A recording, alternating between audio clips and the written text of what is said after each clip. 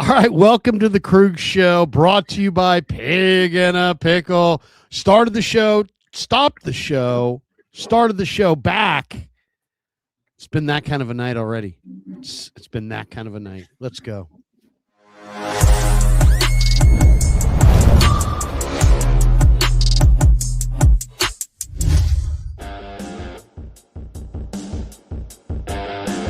Welcome to the Krug Show, brought to you by Pig and a Pickle. The best barbecue in all of Northern California is Pig and a Pickle. Check them out. They're in Emeryville. They're in Corte Madera. Soon to open in Petaluma. Check out Pig and a Pickle. Go say hi to Damon and Mary. Get some brisket. Get some brisket chili. Tell them that Krug sent you. Also, thank you to Sleeper. You see Sleeper above Raj's head. Quick shout out to our friends at Sleeper. You already know Sleeper for fantasy football and daily fantasy, but they've also rolled out a brand new deal called Team Picks. That's right. Team Picks is built right into the Sleeper app, and it lets you make simple predictions on game outcomes instead of worrying about player stats and setting lineups. You're just choosing which team you think is going to win. It's real basic. It's real simple. It's designed to be straightforward and easy to understand, especially if you like to follow games closely, but you don't want all the extra complexity. So right now, if you're already on Sleeper for fantasy, then you know what? It's right there waiting for you. But if you're new to Sleeper, Sleeper continues to be an all-in-one platform. Following your teams, staying connected to the action. It is all there thanks to Sleeper, and thanks to Sleeper for being a proud sponsor of the Krug Show. All right. We are off and running. We did start the show and then dumped it for whatever reason. Just fat fingers. What can I say? I apologize. So those of you who had to leave the room and then come back into a new room, what can I say? But we do welcome on Tuesday night the great Raj from RSF 49ers. All right, give it up to Raj. Come on, Raj should get a little bit more than that. All right. Raj, good to see you. How are you handling your Seahawks are the champions of the football world universe? You didn't have to remind me. I'm doing good honestly, I was fine until you literally said that. I was totally, the hell, Larry? Come on, man. I know. Seriously. What can I say? Well, you know what? Are you the Niners? Why don't we start here? The 49ers currently have the fourth highest odds to trade for Maxx Crosby. Do it. The Crosby situation is interesting because he did a little rap where he kind of teased, kind of fueled the talk that he likes the Bay and that he's going to be traded. What do you make? This guy led the NFL with 14.5 sacks in 2025, despite playing with a knee injury. According to the sources that I've talked to, Crosby is pissed at the Raiders because they didn't let him play at the end of the year. They were trying to protect their investment. But what's going on here? Supposedly, Crosby wants out. And I've heard different things. I've heard that he wants out. I saw him on Colin Cowherd a week ago, and he says, "Look, man," he never specifically said that he doesn't want out. He never specifically said that he does want out, but he just says, "I want to play ball." I think he just wants to win. At this point in his career, he's really not been part of a winning team, and if he has to go to another team, I don't think he'd be beside it. But there's always rumors of smoke season, the rap song. I've heard different. Bought a new house in the Bay, maybe? No, he didn't. It says a Bay. If you listen to the lyrics closely, he bought a dream house in Vegas last year. He was in town for the All-Star weekend in LA, so he touched down in the Bay to go to LA. People are reading into it the wrong way. I don't know. He played in the Bay when he played in Oakland with the Raiders a couple years. So he's always got love for the Raiders. He's got them tatted on him. He's got a big Oakland tattoo, like Raiders tattoo. So I feel like it's going to take a lot to pull this man out of the Raiders. Now, would I want Maxx Crosby under the 49ers? Absolutely. I don't care if it takes, a couple draft picks, whatever the case is. The Niners typically don't draft great in the first few rounds anyways. So if we got to do that, we got to do that. But My read on it is everybody's going to blow it up. They're going to smoke it out. It's going to be like Giannis to the Warriors. Everybody's like, oh, my God, Giannis is coming to the Warriors. Oh, my God, Maxx Crosby's coming to the Niners. It's not going to happen. But would I like it to happen, Larry? Absolutely. Give me the Maxx Crosby to the Niners. Please give it to me. Okay, let me frame it this way. By the way, I'm looking at the poly market. The Lions are favored to land Maxx Crosby in the poly market. 35% chance Lions get him. Probably a good guess. The Rams, though, are the second choice. Okay, so let me just say this. The Niners have to pick and choose how they want to operate here. If I told you that Maxx Crosby was going to be a Ram, but the Niners could jump in and prevent it, or that Justin Jefferson is going to join JSN and be a Seahawk, but the Niners could step in and prevent it, who would you rather see them try to make the big deal? Would you rather see, Crosby in San Francisco instead of LA, or would you rather see Jefferson in San Francisco instead of Seattle? Guess tough, man. Because you can't do both. I mean, let's be honest. You're not going to be able to do both. You might be able to do neither, but if you're going to be able to do this, it's going to be one or the other.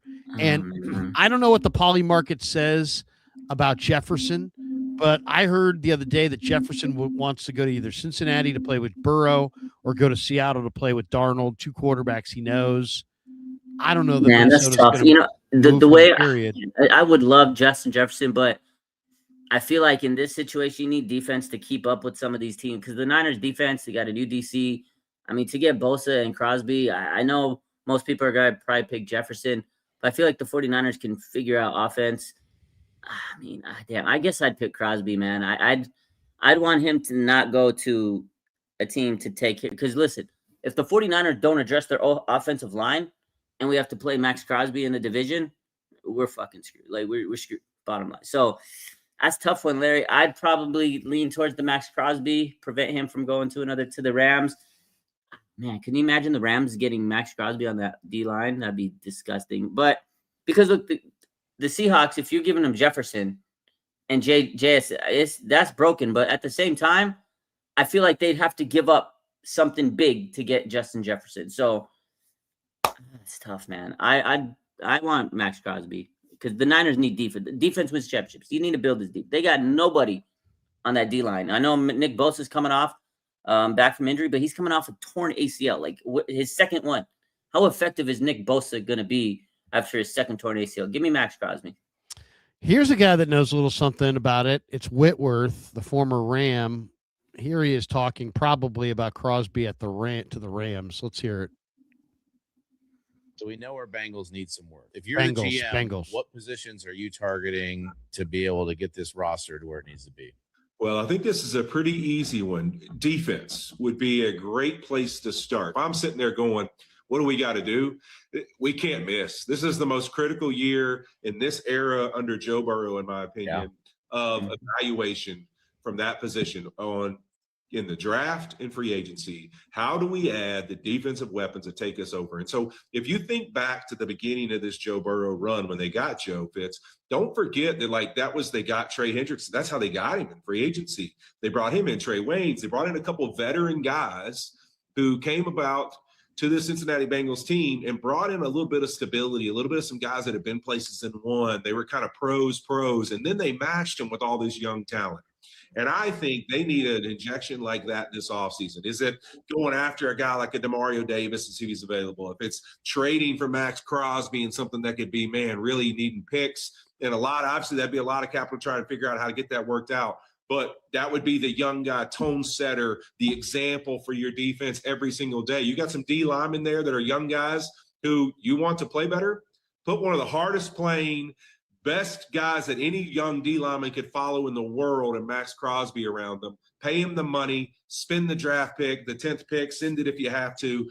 Put the example in the room. So to me, my biggest prediction, Fitz, go get Maxx Crosby at all. Now he's talking about the Bengals there, but a lot of what he's saying there, kind of falls in line with the Niners. What do you? That was my argument. Like what did the Bengals need? They need defense. They need stability on defense because you look at the Bengals. Jamar Chase and Joe Burrow they're gonna put their numbers up. Niners, I feel like they can get another receiver. Shanahan typically never has like that wide receiver one. Now it would be great to get a guy like Jefferson on this offense, but they did it with Juwan Jennings. They've done it with less, right? Now I'm not saying they need to continue that. They still need to make some big moves in free agency. There's a lot of free agents they could get, but man, this defense needs stability. I 100% agree with that. Same take for the 49ers. You got a new DC, get them some weapons, get them some guys on that side of the ball, man. And again, you got some young players on that D line. You'll get a guy like Maxx Crosby. And again, I don't know what Nick Bosa is going to look like this year. Like, I don't know, man. It's sketchy. It's a little scary thinking about Nick Bosa coming back from a second torn ACL. Now I know he's going to be putting himself in good position and his body's going to be freak shape, but you get Maxx Crosby, it's going to make his life a lot easier. I hear you. Here's my thing is that you're going to have to trade a lot to get Maxx Crosby. You're probably going to have to trade a lot for Jefferson. They may not.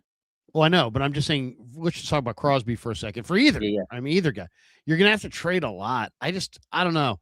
I love the idea of having Maxx Crosby, but I don't know. I mean, I personally, I think that's just would be reckless of the 49ers to spend.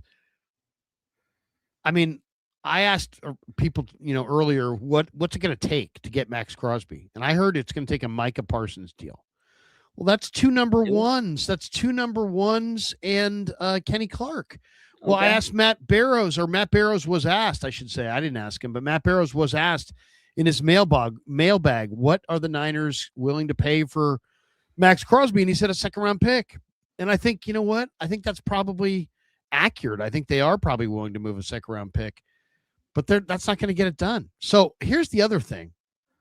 It's tough. What do you think of keeping your picks and then waiting? Because I've heard, Barrows thinks that there's a very good chance that Rashan Gary gets cap casualtied by Green Bay. Well, what if he does? Now you could sign Rashan Gary, and because he was a cap casualty, there's no draft compensation. He doesn't impact the equation for compensatory draft picks. So it's not like he's not going to cost you, now you're not going to get a couple comp picks. No, he doesn't affect that at all.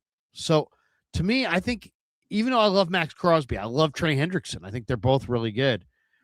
I think I would wait around for the Packers to cut Rashan Gary and save my draft picks and sign Rashan Gary instead. I'd rather have Rashan Gary and keep my picks than have Maxx Crosby or Trey Hendrickson and lose my picks. That's where I'm at. That's a great strategy. If they are going to cap casualty him, that's totally fine. But you kind of have to wait a little bit, and sometimes you get a little bored waiting, and you might make a trade here and there. But if they know they're going to cap casualty them, absolutely, that's a great strategy, Larry. Because Rashan Gary's a good player. He's a fantastic player. That would be great. And you have the draft picks. The only thing is, again, you got to, regardless, you got to hit on those draft picks. And the 49ers, you've seen their picks, first-round picks. Coach Yak posted their first-round picks over the last couple years under Kyle and John. It's just not a pretty sight, man. And so I don't know if I trust them to draft good in the first round. Now, they have to.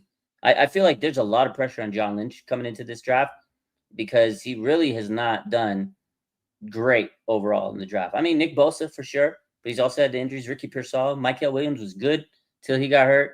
And then you look around, Javon Kinlaw, Reuben Foster, Mike McGlinchey, Solomon Thomas, bad draft picks, Larry. So they have to hit on these draft picks. So even if you get Rashan Gary, you got to make sure you deliver with these draft picks, man. It's funny. I've mentioned this on a couple different streams, but I'm trying to think about what the Niners ought to do. They have so many needs in there, and it's like, where do you start? Do you prioritize the offensive line and new running back and new receivers and new tight end and try to run the ball, compete with Seattle by running it down their throat? They have JSN. There's talk they may go after Jefferson. Do you try to focus on drafting corners and pass rushers? I mean, how do you go about matching up with Seattle? And I just looked at it this way. I just look at the Niners and say, okay, where are they at? They have, like, it kind of reminds me of the Niners where they were at before 81. They had Walsh, they had Montana, but they have Shanahan, they have Purdy, but they were terrible in 80. They won 6 games. They lost 10 because their defense was horrible. So what did they do between 80 and 81? They added 5 just big time defenders. Ronnie Lott, Carlton Williamson, Eric Wright in their secondary, Jack Reynolds at inside linebacker, and then Fred Dean to their front line. And it's like you added 5 truly fearsome defenders. I mean, Wright was a true number 1 corner. Ronnie was a future Hall of Famer. Williamson was an incredibly physical, strong safety. Reynolds was a smart, kind of slow, but a real hammer of a inside linebacker, a former Pro Bowler. And Fred Dean was an awesome player, an incredible pass rusher. So in 1 year, the 49ers, it's like, how did they go from 6-10 to 13-3? How did they go from a nothing team that couldn't stop anybody to a Super Bowl champion? They did it in one off season by adding 5 fearsome defenders to their defense. Okay. And I kind of feel like that's where the Niners need to go. They need to add 5 fearsome defenders, or as many fearsome defenders as they possibly can, to their defense. That leads me to this one. Bleacher Report has the Niners signing Tariq Woolen away from Seattle. And they have a write-up on it. I think it's 4 years, $55 million for Tariq Woolen.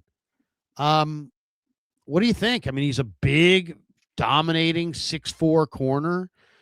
He can play man. He can play zone. He's had some really good moments. He's had some down moments as well. What do you think? Do you like the idea of Tariq Woolen in free agency? I mean, every corner is going to go through their ups and downs. I feel like he's had some really good moments. Prime away from a rival. I like him. I like his size. Listen, you just said it yourself. Bring in 5 ferocious defenders. You need to build this defense. The secondary is not menacing. I wouldn't hate it. I wouldn't think that's going to be the end all be all move, but it does help upgrade the position, because I feel like secondary is a weakness, but also at the same time, they were tested a lot more because they didn't have a pass rush. So even if you get a Tariq Woolen, who I wouldn't hate, you still got to address that pass rush, Larry. So 5 ferocious defenders, Larry, but Ronnie Lott's not coming through that. I get what you're saying, but do you trust John Lynch to get you guys of that caliber? That's it, whether it's through the draft or free agency. And that's why I said earlier, this is a pressure cooker offseason for John Lynch. He has to deliver, whether it be trading, whether it be free agency, whether it be the draft. This man needs to do what you just said and give us 5 ferocious defenders. Any means necessary. I don't care if it's the draft. I don't care if it's free agency. They need to bring in that talent. To your point is, yes, bring in some dogs. And I think Tariq Woolen would be a dog, but you still got 4 other guys that you'd have to bring in based on what you're just saying. So, yeah, I would be cool with Tariq Woolen. Upgrade. You're upgrading over Darrell Luter, possibly Green, because I don't know if Kyle Shanahan's really in favor of Renardo Green after last season. They got in a big tiff, I know he kind of walked it back and said everything's cool. But today, Brian Baldinger said, hey, look, they need to upgrade over Renardo Green. I feel like Green was not himself last year. He had a lot of injuries. That's the case for most players on this team. I feel like the 49ers, have to be healthy, bottom line, at every position. But maybe you do bring in a guy that's better than Renardo Green and let him compete. Let him go out there in training camp and say, wow, they just brought in that guy. I need to go out there and make myself better. So I feel like, yes, bring in the best talent you can, because it's going to make everybody around them work harder. So, yeah, please do it. Yeah, I mean, to me, if if I could add a couple, I mean, there's a couple guys in this secondary. Woolen would be one. The other would be Chauncey Gardner-Johnson. I've always liked him. He's just nasty. You add Chauncey Gardner-Johnson as one of your safeties and add Tariq Woolen to your already existing defensive backfield, And I think your secondary is good to go. I really do. And then it's a matter of can you build up the front seven? Now, Dieter went on with Rob Guerrera. Did you see this? Yeah, I saw this. And we're going to play this and I'll get your reaction. This is pretty strong from Dieter, or not. We'll talk about it. Yeah, boy. I mean, I'm a Dieter fan, first of all. I like Dieter. I think he's smart. He's a good guy. He's not out to get anybody. He's a good media person. He doesn't, guess what? He thinks independently. And he's not going to agree with me just for the heck of it. He's not going to agree with, you or Mayoko or Barrows or anybody else. He's got his own opinion, his own sources, and he's independent. I like that. I celebrate that. And I'm a big fan of Dieter's. But he also will piss people off. And we'll see what you think of this. Here it is. First of all, John Lynch is not a GM. He's not a scout. He has no scouting background. Like, John Lynch was there to shake hands and kiss babies, and Kyle was there to do all the stuff. Now, if Kyle's realizing, hey, these jobs are too big, completely understand. He didn't know what he didn't know, right? Now he does.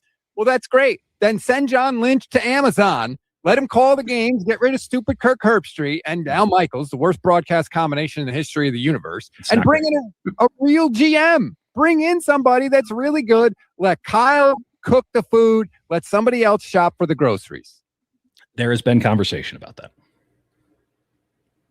Significant conversation? Not enough to where it's actually happening, but there has been conversation to that degree. Well, it wouldn't shock me in the next couple of weeks if a hire was made that gave you a pretty clear indication that that's the way things are going. In the next couple of weeks? Yeah. Okay, that is something. Does this happen? Might not happen, but the conversation, in order to bring this person in, such a delineation, while not strictly prescribed in the hiring, would make it very easy to infer, or very easy to see how such a delineation of John Lynch as president of football operations, fill in the blank as day-to-day general manager, and Kyle Shanahan as head coach and most important voice in the building would fall into place. That does not mean it's going to happen. It does not mean that it is, to my knowledge, imminent. It's just to say that in the conversation on should we bring this guy in, such a delineation would have to informally have take place, because there's no way to bring him in otherwise. Is that why Al Guido is now CEO? No, they just wanted to give Al more money. It's a lot of delineation there. Raj, react, yeah, so Raj, react. When I first saw this, I think a lot of people were starting to, make, assumptions. Some people are saying it's like Trent Baalke. Some people are saying maybe Adam Peters come back. I think what happened there was that Grant retweeted it. Yeah. Dieter wants Trent Baalke or something like that. Yeah. So everybody started going crazy. And then there's like Scott McClellan. There's just a lot of people making assumptions. And then I think he backtracked his comments today. So to me, at first, I was like, Who did? I think Dieter did today. He did? Tweets, kind of backtracking a little bit. He was going back and forth. But the other part of that whole my takeaway when I first heard it, I was like, okay. And then I listened to the whole thing, because he's like, well, it could happen, but it couldn't happen. So it was just like him. I feel like it was like, okay, it could happen, but it can't happen. It might not. So it's like me telling you, like, I might come over. It could happen soon, but it might not be imminent. Yeah. Hey, Larry, I might come over tonight, but I might not. Like, so he kind of like left it weird. It was like, okay, when he said it that way, I was like, I don't buy a word you're saying. You're just talking to talk. And I don't hate on the guy, but when he said it like that, it was like, well, it could happen, but also it couldn't happen. So he lost me at that point. Yeah, I mean, it is interesting. But what if there, John Lynch is scheduled to speak at the Combine. Can't wait. In a week, right? Next week. I believe it starts on the 26th or 23rd. He's going to be there talking, I think, on the 25th or 26th. Okay. So we're going to hear more about whatever. I don't see there being. I think it's probably going to be status quo. Yeah. I personally would love to see them shake it up a little bit. I mean, bring in a talent evaluator consultant, put another set of eyes on it. If we're really confident what we're doing, then we should have no problem with another set of eyes looking at what we're doing. If we're not confident with what we're doing, then that would threaten us. So I don't know. I mean, I like John Lynch and I like Kyle Shanahan, but there's a lot of misses there. Yeah, there's a lot. I think someone in the comments said it, like, hire a scout consultant. Like, I know they have scouts, but maybe they're not good enough. I don't know what you got to do, but you got to do something to hit on the draft. I feel like sometimes they just try to get too exotic in the draft. Like, they'll reach out to, like, the most random player. And sometimes the guy on the board that you're, like, screaming at, that guy, he's going to be a star. Like, me and you see it, and then they pass for some guy that we're like, whoa, but he's a good character guy. Like, they take those meetings so personal that he might meet all their criteria in terms of being a person, but they may not be the best player because they're looking for that's Dante Whitner's argument. That's Whitner. Yeah. Whitner's been saying, hey, look, the Niners don't take enough tough guys from Ohio State. They take too many guys from Harvard and Stanford and BYU and Iowa State. And he basically made those guys sound like a bunch of candy asses. Yeah, honestly, Larry, they get, I'm not going to lie to you, they get some, like, soft candy. Like, I love Ricky Pearsall, and I think he's a great person. But come on, man, you had a chance to get some dogs on that team at that position. And I'm not saying Ricky Pearsall can't be, but shit, man, you could have got who's the cornerback they passed on Philly? You know who it is. Cooper DeJean. Cooper DeJean, yeah, sorry. They could have got Cooper DeJean. I thought that's who they drafted, and they went and Ricky Pearsall, which you probably could have got him a few picks later. Anyways, I don't know, man. I just feel like they're always reaching for the talent that they fell in love with the person. And Ricky Pearsall is a great person, but sometimes it doesn't always become like great player on the field. Like, you need great players on the field. Sometimes you just see a guy in college and you're like, he's going to be great in the pros. And they pass up the layup picks. They pass up the layup picks like so many times. I mean, here's the bottom line on this thing. It's like, we're going to question it either way, that we're not, it's like we have questioned it either way. I mean, it's like, think about it. There have been people that openly questioned the Niners not picking James Pierce, who went to Atlanta, and James Pierce like roughed up his girlfriend and now may go to prison. And it's like, well, we wouldn't want that guy on our team. Yeah, well, and again, and then if Lynch drafted him, and said, hey, there's some rough spots, but we really like this guy, we'd all be like, look, he keeps drafting bad guys.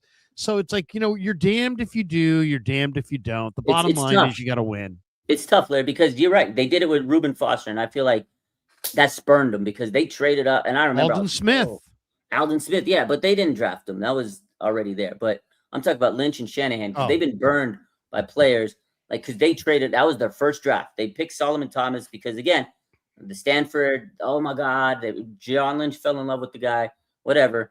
And then, they wanted to build that defense. And then Reuben Foster, I was like, everybody was like, oh, wow. Because if you saw him in the national championship game, you're like, this is a freaking monster linebacker. And off-field stuff. And I feel like they were like, dang, man, this off-field stuff, we can't let it happen again. So they really got into the point of, getting into the heads of these players, getting their mental state. Like, who are they as a person? And again, sometimes you draft a player because who they are. They may not be the best on the play. Like, Ricky Pearsall works. I know he works so hard, but his body just isn't handling the NFL. And it's unfortunate because they had a talent of a guy like Cooper DeJean, who you passed on. He's a star. Like, he's a star. I'm not saying Ricky won't be, but it's hard to see him get to that top level when you had this first round pick that you hadn't had in years because you traded them all to get a guy like Trey Lance, and you missed the boat on that one where we know Kyle wanted Mac Jones. And I know back then it was like, oh, we don't want Mac Jones. All the fans didn't. But if they would have just went with Mac Jones and trusted Kyle, probably would have been in a good position. But it's tough because now it's like hindsight. But I don't know. I don't know how much Kyle input has. If he's the guy that needs to be calling the shots, let Kyle call the shots. Let him call the shots. Well, I mean, it's funny. It's like I love Rob Stats Guerrera, but I mean, there's no. He's inconsistent sentence to sentence. At one point, he's like, "Hey, come on, Lynch is not a GM," and then he's like, "Have Kyle and Kyle should do it all." It's like, well, wait a second. Was Kyle the GM? No. So it's like, and then the next sentence, he's like, "And Kyle needs to hire a GM." Well, what is it? I mean, is Kyle doing it all? Is he not? Is Lynch a bad GM and he's doing it, or is Kyle a bad GM and Lynch is getting blamed for Kyle being a bad GM? We really don't know between the two of them. Personally, I'd love to see the Niners. Let's role play. What would you do? I'm going to make you Jed York. Oh, okay. You just went 12-5. But you've fallen behind the Seahawks and the Rams. What are you doing? Are you firing Kyle? Are you firing John? Are you keeping the regime for another year? Are you changing roles? How are you setting up? How are you reacting to the fact that you had a good year this year, but you also had a bad year this year in that you were too thin and too old and too hurt? And two of the best teams in football are in your division. So you're not on top of the football world. So you should not be celebrating or patting people on the back for a job well done. How do you react if you're Jed York to this season? Yeah, I mean, first off, I say, hey, look, it was a valiant effort. I know we had the injuries, but listen, the bottom line is we got to win the Super Bowl and say, hey, look, we've been through this, 9 years now? There's no Super Bowl to show for it. I'm going to give you guys a year, maybe 2 at most. Figure it out this offseason. Make the moves. You got the money. Let's make the moves. Make some trades. If we need Maxx, I would say, look, these are the players we need to target. These are the positions. We need to improve this roster. If you guys can't get to where we need to be, we can move on. I know it's a tough situation for people to say. I would put a lot more pressure on Lynch first because I feel like Kyle, maybe you give him a different GM in a year or two and see what he can do with the different GM. Because because you got to give Kyle his credit, right? The team was depleted. He still won 13 games overall after you won the playoff game. So I would put a little bit more pressure on John Lynch's spot and say, hey, look, man, you need to draft well. We need to bring in the position. We need to bring the pieces in. You're the general manager. What are you going to do to make this team better? What are you going to do to give Kyle the team that he can coach to the promised land? And if it doesn't happen this year, if you regress, you're back in my office next year, and there might be some changes at that point. I wouldn't fire him yet.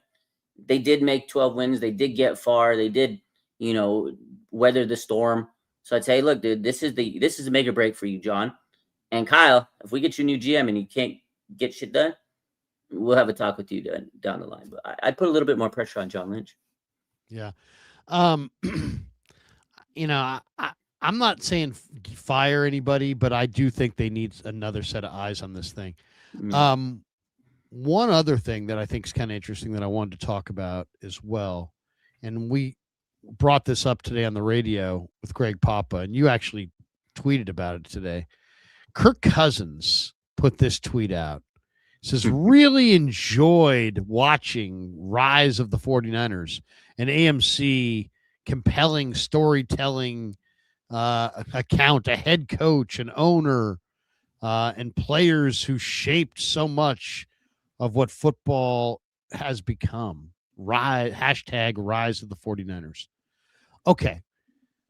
There's a lot of ways to look at this. On one hand, you could say Kirk Cousins is just a football guy and this is a football doc, and why not? But you know what, Raj? I don't know, man. I grew up a Niner fan. You're a Niner fan. We're Niner fans. It makes sense that we would invest 4 hours of our life into watching Rise of the 49ers. Nobody else who's not a 49er fan probably wants to invest 4 hours of their life, especially if they have over $300 million like Kirk Cousins. I read this as absolutely what I've been saying for weeks, which is the Niners are going to trade Mac Jones, but the Niners don't want, and they would love another reclamation project quarterback, but there isn't an obvious choice. Yeah. I think Zach Wilson wouldn't be a bad choice, but they may not see it that way. I think Anthony Richardson may not be a bad choice. A lot of people don't see it that way. The one thing that I'm pretty convinced of is that Kyle Shanahan, the way he coaches like he's thinking that bad things could happen, right? Like when he gets to 3rd and long on his own 10, he doesn't drop back to pass and try to make a play. He does a halfback draw and he punts. Why? Because he knows I'm backed up on my own, inside my own 15, and bad stuff can happen. He's thinking about bad things happening. And I just think that when he thinks of this year, he's got to know that Mac Jones saved his bacon and John Lynch's bacon. Without Mac Jones, if they had Brandon Allen, they may go 0-8 in the 8 games, and they may miss the playoffs, or they may go 3-5 and miss the playoffs. And they definitely wouldn't have been a 12-win team. And the heat on Shanahan and Lynch today in that scenario would be far more significant than it is today. So I think he knows that he learned this year that, God, you got to have a really good backup quarterback. So I think he wants a backup quarterback. I don't think he's going to be happy with Curtis Rourke or Adrian Martinez as his backup quarterback. And then I don't believe Shanahan when he says he's not trading Mac Jones, because as you know and I know, the Niners have a ton of needs and they have to trade Mac Jones. And if they want to do right by Mac Jones, you're going to force Mac Jones to be on the bench when he's good enough to start. I mean, that's not right either. So I think the plan is clear. They're going to say whatever they're going to say, but they're going to trade Mac Jones, and they're going to get a nice little package back of day 2 picks and a player. That'll be my guess. And then I think Kirk Cousins is going to get waived by the Falcons. And I think the Niners are going to sign Kirk Cousins. And I think Kirk Cousins just watched 4 hours of the Niner documentary because he knows he's going to be a 49er, and he needs to be, he needs to know the story of the Niners. Nobody would watch that unless they cared about the story of the 49ers. And why would a guy who has $300 million in the bank like Kirk Cousins, he's made a ton of money, why would he spend 4 hours watching a 49er documentary unless he was going to come here? I think he's coming here for sure. I think they're going to waive him. I think he's going to choose between, do I go to Arizona or the Jets and start, or do I go to San Francisco and back up? And his family is going to say, we want you to go to San Francisco because we don't want you to get killed behind those bad offensive lines. And then he's going to say, you know what, I'm going to San Francisco because what I'm really after is potentially getting a ring. And the only place I could potentially get a ring is in San Francisco compared to these other spots. And I also think the Darnold factor is a major factor. Derek Carr may come out of retirement. NFL quarterbacks that are average, I guarantee you, took notice of an average NFL quarterback winning the Super Bowl, and now they're all dreaming the dream. And I think Cousins looks at this and says, you know what? If Darnold can win the Super Bowl, then heck, I could go to San Francisco and either win one as a backup or maybe even win one if Brock Purdy gets hurt with Kyle Shanahan. I think he plays for the ring now, not the money or the glory. And I think he's going to come to San Francisco because this is his best chance at a ring. What do you think? Yeah, I mean, listen, a couple things about Kirk Cousins. First up, maybe he did just watch it because he's that much of a football fan. Like, he could be a football fan, but listen. 4 hours. He could definitely be. It's half a day. Like, listen, I mean, I'm a football fan too. I'm not watching. The Jerry Jones. I watched a little bit of the Jerry Jones thing, but guess what? After about, how about them Cowboys? I had enough. Yeah, no, I trust me, because I've watched some other documentary and I couldn't finish them. I'm like, I don't care about this team. So you're right. There probably is a little bit of, think about the Niners. And listen, at this point in his career, he's got a lot of money. He doesn't need to be a starter.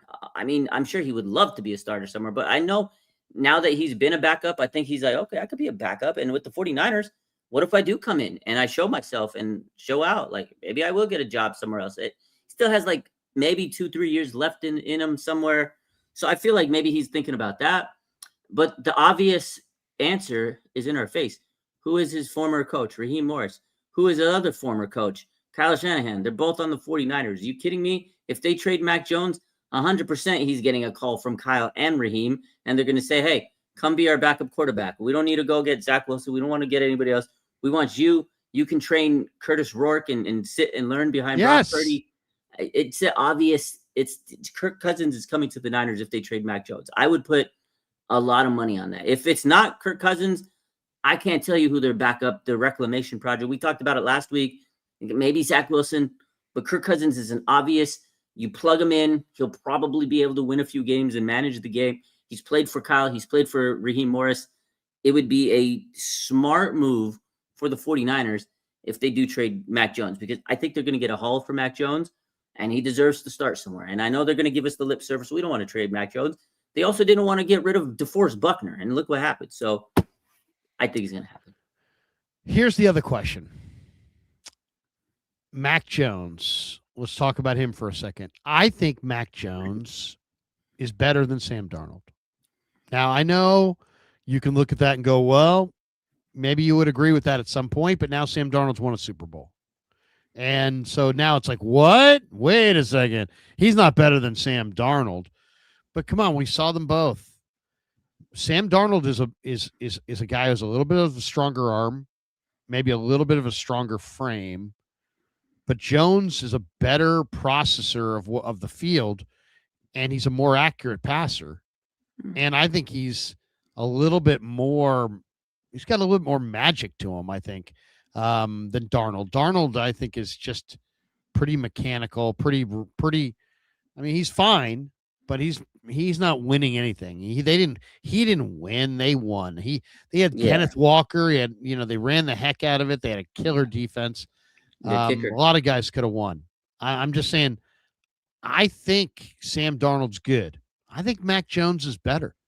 And if should the Niners, let's just say we're right, and Arizona wants him, the Jets want him, and the Falcons want him. I've heard that the three teams that want Mac Jones are those three: Arizona, Atlanta, and the Jets. Oof. Do you not trade him to Arizona? No. Or Atlanta because you're trading. If you think he's better than Sam Darnold, I'd send him to Atlanta, man. Would you not trade him? Would you not trade him, period? Or would you not trade him in the division or not trade him in the conference because you think he's good enough to win a Super Bowl with?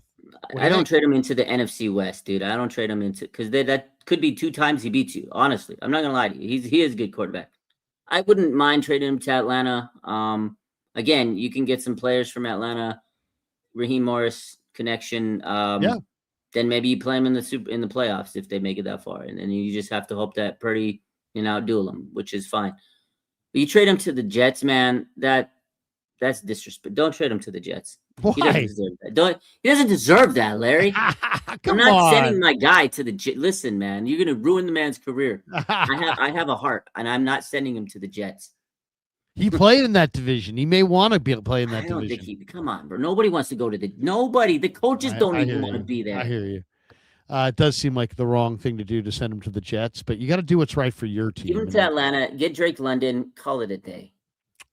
Ooh, who would you want from Atlanta? Yeah, that's the thing. If you could get one player from Atlanta, I'll tell you who I would like from Atlanta. I'd either want my guy, Rook Ororo, which would be great because Niners need a defensive tackle. Okay. I wouldn't mind Jalen Walker. Okay. How about just Mac Jones straight up for Jalen Walker? Would you do that? Someone said that you want him to struggle, man. That's yeah. I want struggle? Mac to struggle. Come on, man. That's career suicide. That's like career death. That you go to the Jets. Come on, man. I know, but you got to do what's right for yourself. I know, but I like the guy. If you like him, you don't send him to the Jets, man. Yeah, I hear you. Okay, that's another one. So there's that. Who would you say, if I said to you, you can have one guy out there in free agency or the draft that you could put on the Niners? That's realistic. You can't, not Fernando Mendoza, not somebody who's going number 1 in the draft, but it could be somebody who's a high pick because you could always trade a bunch of assets. So you can have one player in free agency or the draft to add to the 49ers, who's the one player you want to add? Man, I need the best receiver. Who's the best wide receiver that's going to be a free agent this offseason? Who's the best wide receiver free agent? Alec Pierce, probably. Alec Pierce, but they're probably going to franchise tag him. Maybe Romeo Dobbs. Okay. I don't know.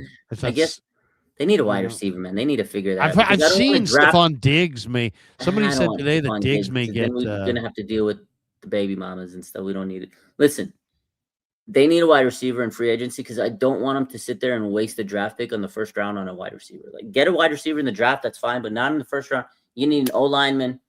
You need an edge rusher. Go get the best available. Honestly, no. Forget the wide receiver.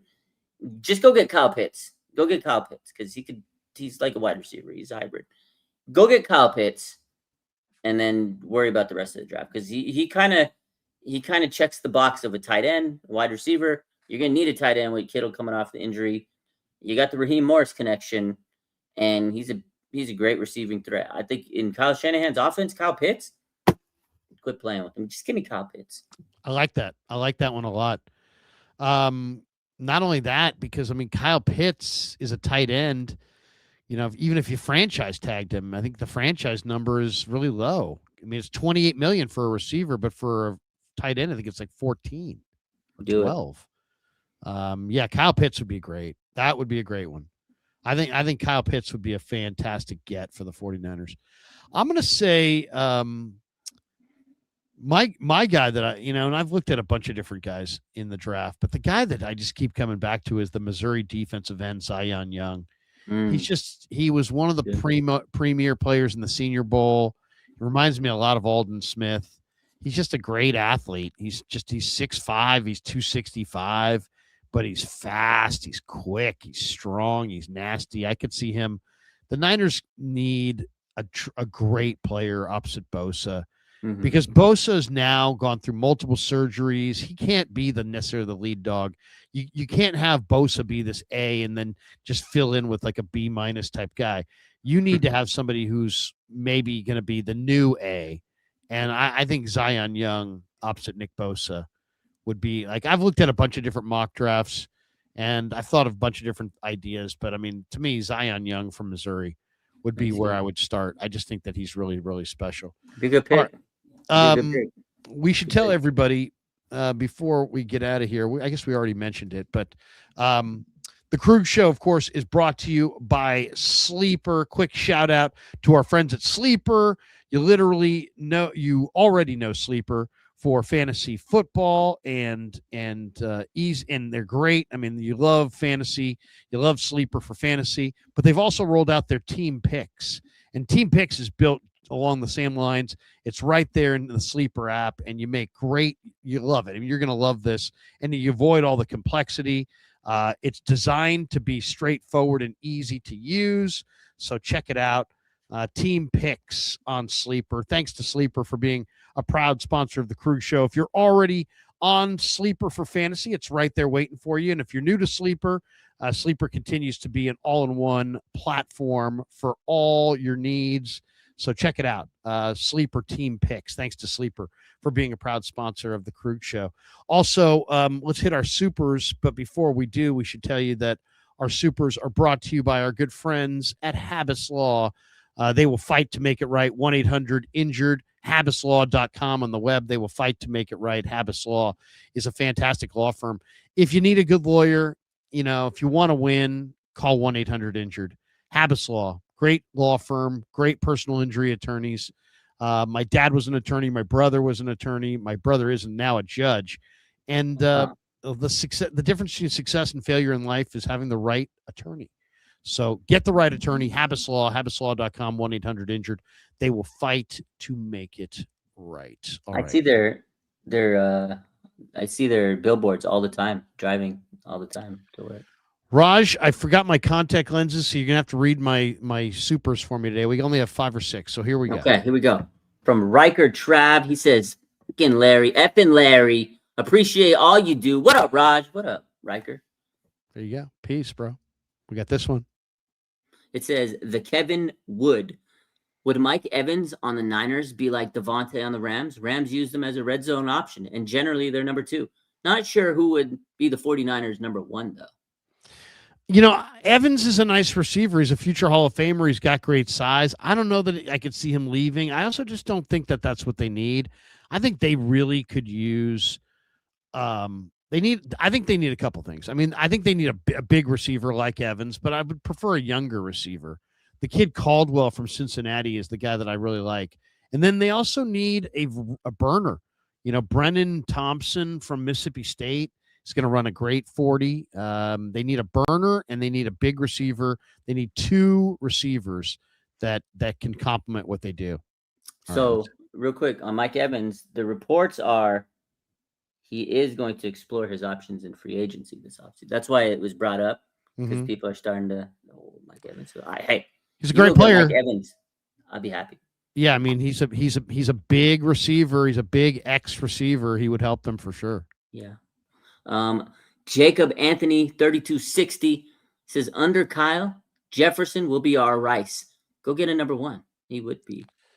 Sure, well, that's the thing. You know, Jefferson is a true number 1 receiver. And I understand the need. I mean, it's like, here's the thing. You draft a receiver in the draft, you're hoping he's going to be a number 1. You get Jefferson, you know you have a number 1. You know it, baby. Yeah, so there is and the Niners have been so bad at drafting receivers that maybe they ought to consider trading for a receiver. But I would go for like an Addison or a Brian Thomas Jr. I mean, I'd be happy with one of those.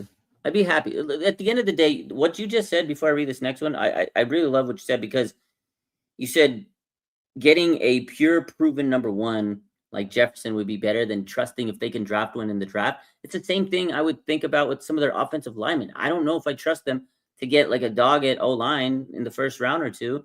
They drafted Mike McGlinchey, right? So that's why it brings me, you asked me free agency earlier, and I know I said Pitts, but my option 2 probably would be Tyler Linderbaum, because if they bring back Jake Brendel and extend him, Niner fans are going to have it's going to be a bad day.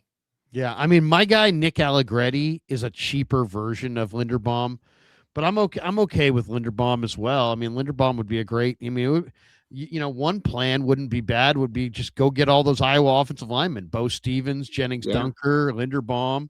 You can't go wrong with those Iowa offensive linemen. That's for sure. That's for sure. Yeah. Anthony Catania 5330.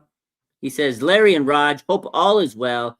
Amazing show as always. Any contracts possible for restructuring, to free up more cap space?